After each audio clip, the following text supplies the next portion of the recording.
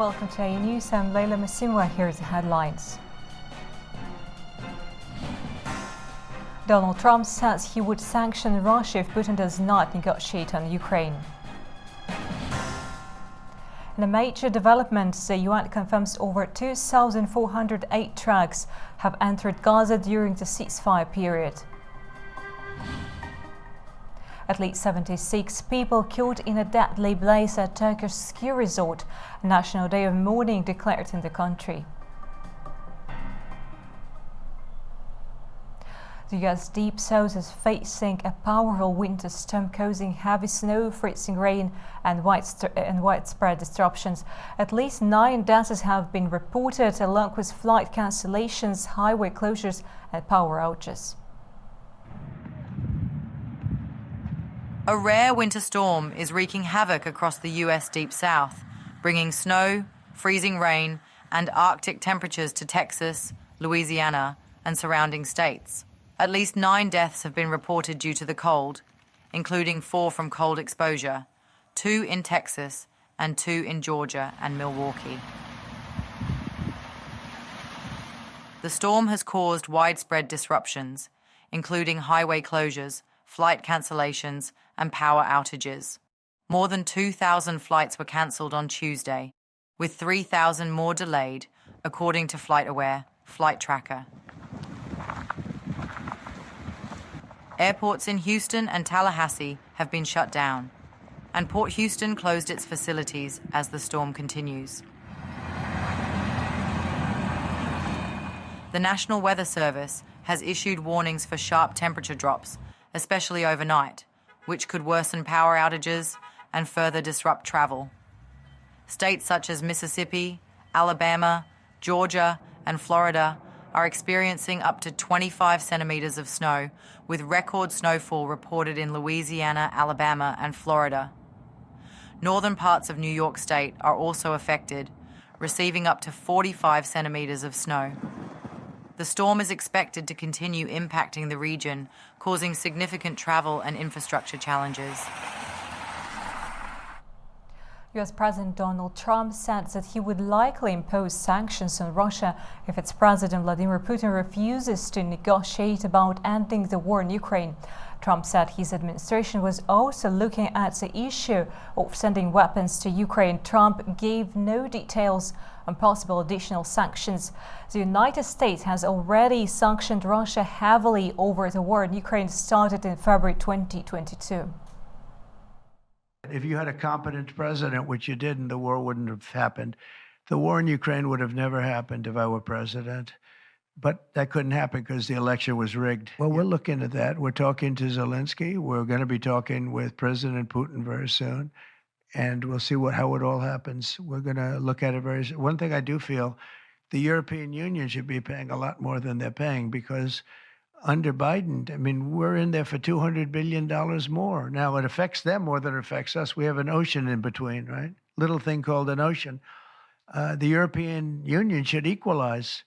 We're in there for $200 billion more than the European Union. I mean, what are we, stupid? I guess the answer is yes, because they must think so. But the European Union takes advantage of us tremendously on trade. US President Donald Trump has announced a major private sector initiative to boost artificial intelligence infrastructure. On his second day in office, Trump revealed a $500 billion AI investment plan led by OpenAI, SoftBank, and Oracle. The Texas-based project Stargate starts with $100 billion and aims to expand over 4 years. The move follows Trump's rollback of a Biden-era order addressing AI risks as demand grows for advanced data centers to support AI technology. Marco Rubio was sworn as the U.S. Secretary of State. After taking the oath, he said that U.S. foreign policy under Donald Trump will put American needs first. Rubio, a Republican from Florida, is a harsh critic of China and advocate for Israel. Together with Donald Trump, we are going to make America not just great, but greater than it has ever been before. Marco Antonio Rubio is the 72nd United States Secretary of State. A Republican from Florida, Rubio served as a U.S. Senator, was the Speaker of the Florida House of Representatives, and was running for president in 2016, ultimately endorsing Trump after suspending his campaign. Now he is the new U.S. Secretary of State. Before his confirmation, Rubio made his case for the role in the nomination, hearings stressing the importance of U.S. leadership in a chaotic world. We are once again called to create a free world out of the chaos. And this will not be easy. And it will be impossible without a strong and a confident America that engages in the world, putting our core national interests once again above all else. Known for his strong stances on Latin America and China, Rubio has been a vocal critic of China's global influence. This confirmation comes at a time of heightened tensions in US-China relations. A Chinese foreign ministry spokesperson recently reiterated that China will firmly maintain its national interests, but acknowledged the importance of senior officials from both countries maintaining contact in an appropriate manner. He has also been an advocate for a more assertive US role in global conflicts, including in Ukraine, where he has emphasized the need for both Russia and Ukraine to make concessions for peace. In a historic move, Rubio became the first Latino to serve as Secretary of State. He is the highest-ranking Hispanic American official in U.S. history. We were more feared and respected and safer. U.S. Secretary of State Marco Rubio outlined his vision for foreign policy, emphasizing national interest as his top priority.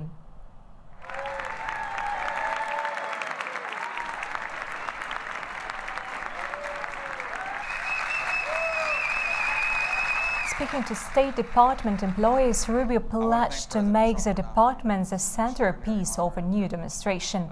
He made it clear that while the U.S. will always strive to prevent conflict, it will never do so at the expense of national security, core values of the country and its people or national interests. Rubio promised to lead with distinction and integrity, vowing to execute foreign policy more effectively than any other agency. Tensions rise at the U.S.-Mexico border as new regulations tighten entry for migrants. Thousands are left stranded, unsure of their future after appointments via the SBB One app are cancelled following Donald Trump's inauguration. As Donald Trump was sworn into office on January 20th, thousands of migrants in Mexico were left stranded as their CBP-1 appointments were cancelled. The application was used by migrants to secure legal entry into the U.S. The move, part of a broader crackdown on immigration, has left many fearful for their safety, with reports of violence and extortion against migrants growing. In Ciudad Juarez, a Honduran migrant was attacked just hours after Trump's speech. Even here, right here in Juarez, criminals caught migrants in a place. I don't remember where, and they extorted them. They took $1,400 from each one in the family. So as we have limited resources, it's an amount. They ask for a lot. So some have been injured, others did not make it, others have disappeared, and others have had the opportunity and the privilege to be able to hand the money. Meanwhile, in Tijuana, shelter directors and local authorities are under pressure to manage the growing migrant population, though many believe the responsibility for safety lies with the U.S. government, not just local shelters. As the USA reinstates the Remain in Mexico program, migrants are now weighing difficult choices, with many considering returning to their home countries or seeking alternative routes to the U.S. My plan A is to wait for a new app or asylum application to come out so I can enter legally. I don't want to enter the US illegally because it is not right. There are legal processes we must follow thoroughly to enter legally. Meanwhile, I'll keep on working in Mexico to sustain myself.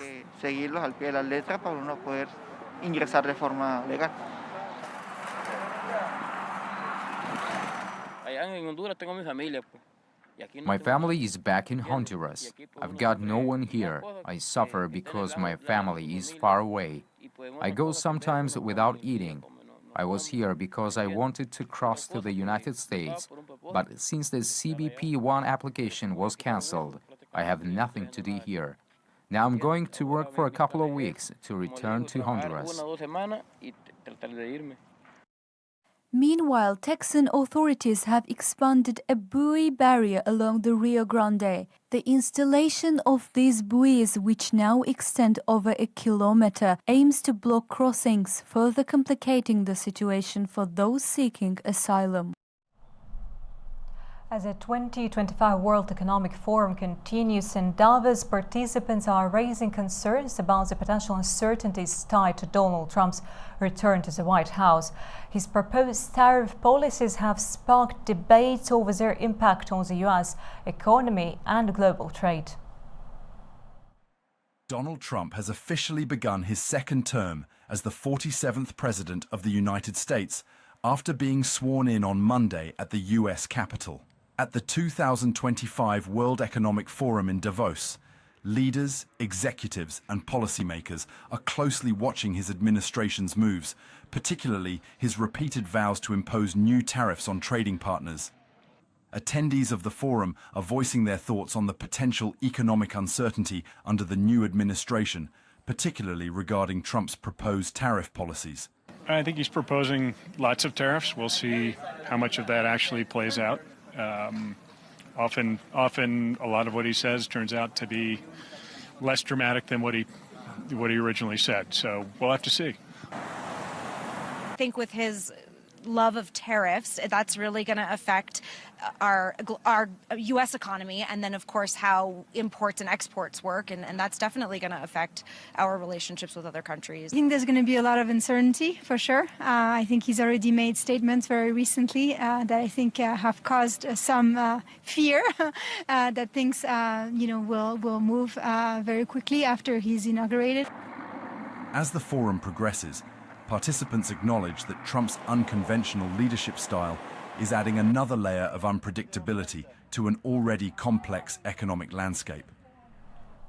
European Commission President Ursula von der Leyen said the world has entered a new era of harsh competition. Speaking at the World Economic Forum in Davos, von der Leyen urged Europe to shift gears. At the World Economic Forum in Davos, European Commission President Ursula von der Leyen talked about the rising competition between the world's biggest economies. She said countries are now racing for important resources, new technologies, and key trade routes. We have entered a new era of harsh geostrategic competition. The world's major economies are vying for access to raw materials, new technologies, and global trade routes. From AI to clean tech, from quantum to space, from the Arctic to the South China Sea, the race is on. She also said Europe needs to change its approach to stay strong in the future. Von der Leyen mentioned that Europe must balance protecting its security while also encouraging innovation. To sustain our growth in the next quarter of the century, Europe must shift gears. And this is why I asked Mario Draghi to deliver a report on European competitiveness. And on that basis, next week, the European Commission is presenting our roadmap, the Competitiveness Compass, which will drive our work for the next 5 years. Von der Leyen also promised that the European Union will continue to support Ukraine in its fight against Russia. She stressed that Ukraine should decide its future without outside interference. We have supported Ukraine by now by almost 130 billion euros, but we will continue to support Ukraine without any question. Whatever happens next, for us it's important that Ukraine stays an independent country, and that it is Ukraine that decides on its own territory. And therefore, Klaus, the sentence is still valid. We stand by Ukraine for as long as it takes. As global competition grows, Europe plans to strengthen its position by focusing on innovation, security, and working together with others, while continuing to support Ukraine. In the ongoing war.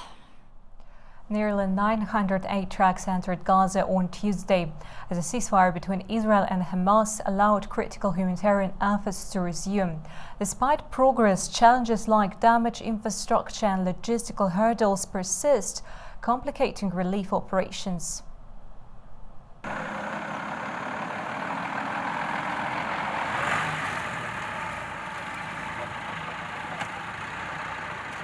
Nearly 900 humanitarian aid trucks entered the Gaza Strip on Tuesday, the third day of a ceasefire between Israel and Palestinian militants Hamas.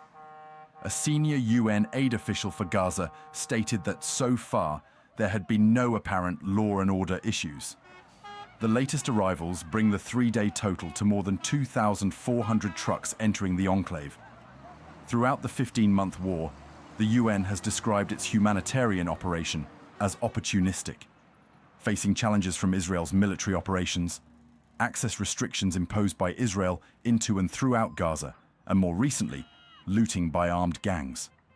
Muhannad Hadi, the top UN aid official for Gaza and the West Bank, said there had been minor incidents of looting in the past 3 days. We had reports about minor cases minor incidents, of looting. It was not like before. It's not organized crime. You know, some kids jumped on some trucks trying to take food baskets. There were some other people tried to take some bottled water. So it wasn't like before, and hopefully within a few days this will all disappear once the people of Gaza realize that we will have aid enough for everybody. Let's not assume that because there is a ceasefire, life is going to be rosy and our work is going to be a walk in the park. The truce deal mandates that at least 600 truckloads of aid be allowed into Gaza each day during the initial 6-week ceasefire, including 50 trucks carrying fuel. Half of those trucks are designated for Gaza's north, where experts have warned that famine is imminent. Office for the Coordination of Humanitarian Affairs outlined humanitarian priorities in Gaza, including food assistance, reopening bakeries, providing healthcare, restocking hospitals, repairing water networks, delivering materials to repair shelters, and reuniting families. Qatar has reaffirmed its commitment to fostering peace in the region, emphasizing the importance of collaborative efforts to ensure lasting stability. The country continues to play a pivotal role in mediating key agreements and promoting dialogue for sustainable resolution. Qatar, one of the mediators of the Israel-Hamas ceasefire, expressed optimism about the three-phase agreement's implementation. Qatari Prime Minister and Foreign Minister Mohammed bin Abdulrahman bin Jassim Al Thani urged both Israel and Hamas to fully comply with the terms of the ceasefire. Foreign Ministry spokesperson Majed Al-Ansari echoed this optimism, emphasizing cautious monitoring of the process. So we are confident by the fact that the deal is being implemented on the ground positively. This fills us with confidence, yes.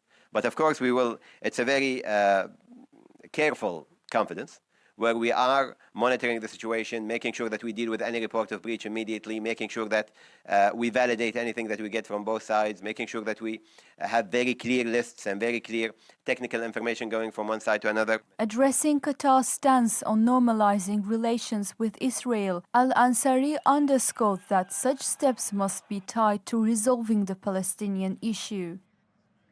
Our position has been always very clear. Normalization with Israel has to be on the side of and a permanent solution to the Palestinian issue.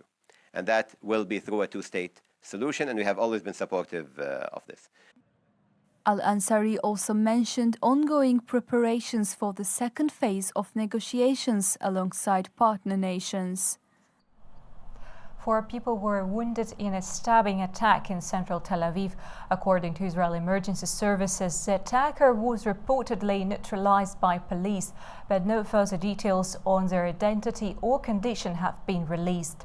Video footage from the scene shows police surrounding a body believed to be the attacker.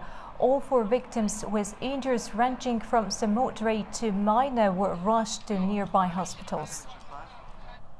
Turkey has declared a national day of mourning following the devastating hotel fire in Bolu province. A fire broke out early Tuesday at a hotel in the Kartal Kaya ski resort, leaving 76 people dead and 52 injured, local authorities reported. Amongst the victims were a Turkish athlete, a professor and a journalist. Investigation into the cause of the fire is underway.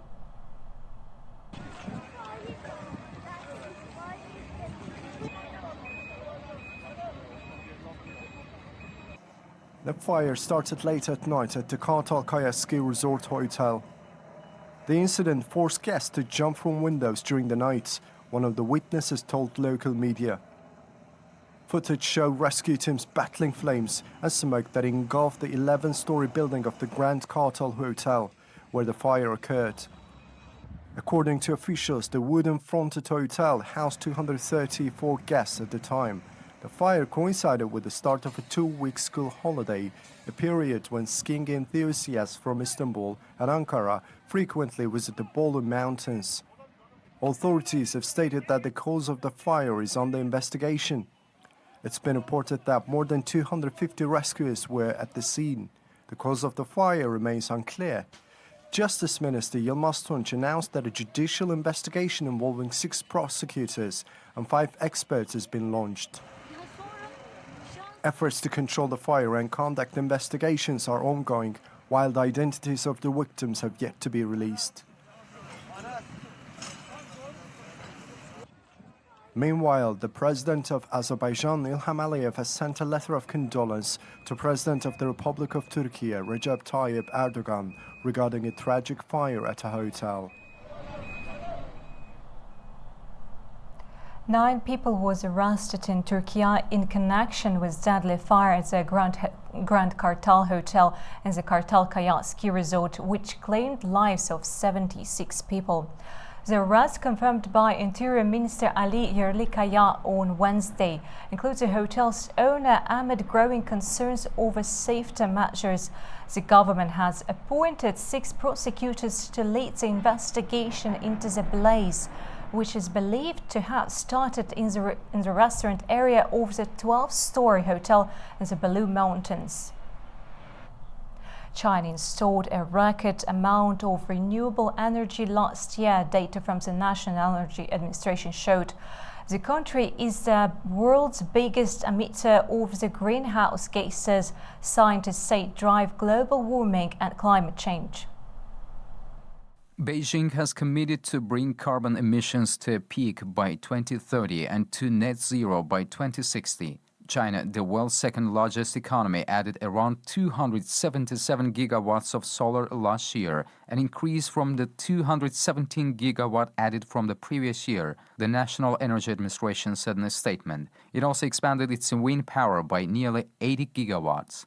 The total installed capacity of solar and wind power were around 887 gigawatts and 521 gigawatts respectively. President Xi Jinping in 2020 set a target for at least 1,200 gigawatts of solar and wind capacity installed by 2030. China surpassed this target last year, almost 6 years earlier than planned, and it has built almost twice as much wind and solar capacity as every other country combined. Beijing invested over $50 billion in new solar supply capacity from 2011 to 2022. London's Canary Wharf has transformed into a mesmerizing playground of light and creativity as the annual Winter Light Festival returns. From surreal light sculptures to innovative displays that reflect on social themes, this year's festival promises to inspire and captivate.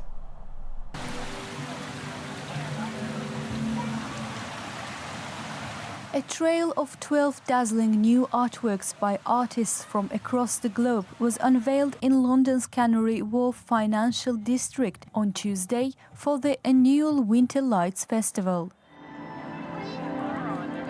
The installations brought a glimmer of brightness and illumination to the grey and wintry cold of the British capital. The artworks included a towering stack of bathtubs pulsing with light and sound, the UK's first illuminated bird in flight, a larger-than-life portal, black holes and mirages. London is such a metropolitan, wonderful city, and I think Canary Wharf is representative of that. We have so much of that tied into the tapestry of who we are and the artworks that we've commissioned. So yeah, it's incredibly important to us, and that's all of our events almost are free and accessible. So it's great that both the communities can either be part of it with the artworks that are created, also for the visitors, everyone to feel involved, a part of Canary Wharf and part of the exhibition. Artists from around the world showcase their installations, drawing inspiration from their diverse backgrounds. We wanted to create something that is beautiful and to be admired, but is essentially a mirage and can't be trusted. And that is an analogy for social media itself.